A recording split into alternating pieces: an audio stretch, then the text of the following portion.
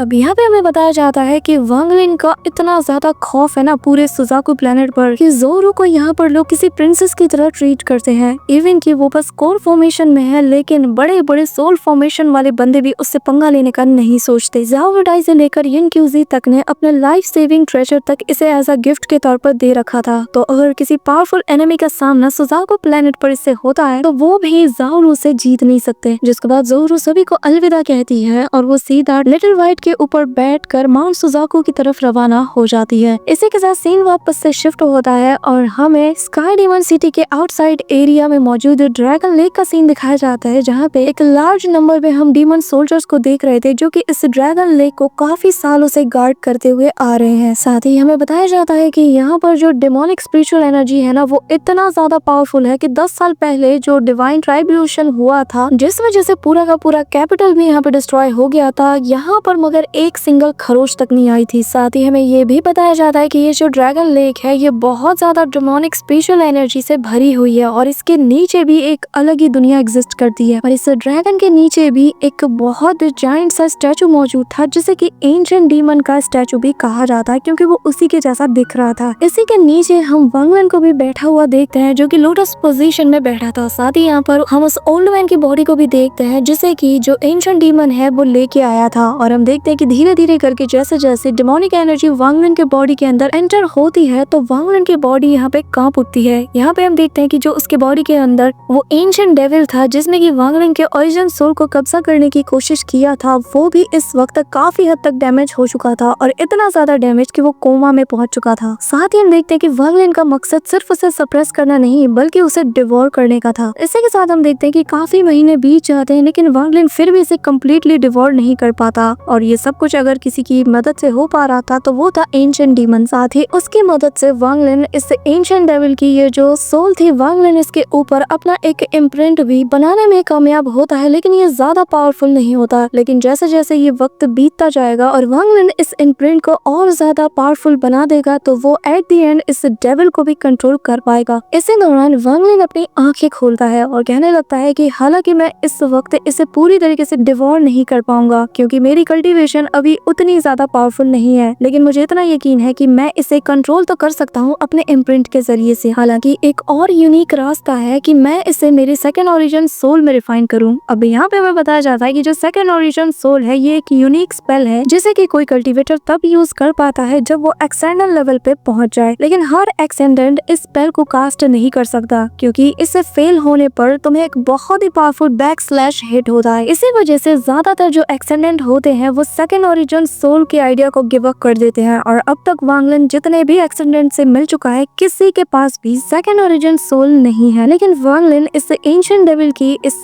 Soul के हिस्से को देखकर मन में सोचता कहता है कि मैं अगर नॉर्मल वे में इसे करने को जाता तो शायद मैं कॉन्फिडेंट नहीं था, लेकिन मैं इस सोल के जरिए से 100% कॉन्फिडेंट हूँ कि मैं एक सेकंड ओरिजिन सोल बना सकता हूँ। सो होमीज नेक्स्ट वीडियो के लिए लाइक एम रखते हैं 3.5 के लाइक्स और 500 कमेंट्स, और जितनी जल्दी तुम इस टारगेट को पूरा करोगे उतनी जल्दी तुम्हें नेक्स्ट वीडियो देखने को मिल जाएगी। So that's all for today guys. I hope कि तुम सबको आज की वीडियो काफी ज्यादा पसंद आई होगी। अगर हाँ तो वीडियो को लाइक करना, चैनल पे नए हो तो सब्सक्राइब करना। तो मिलते हैं नेक्स्ट वीडियो में, तब तक के लिए बाय।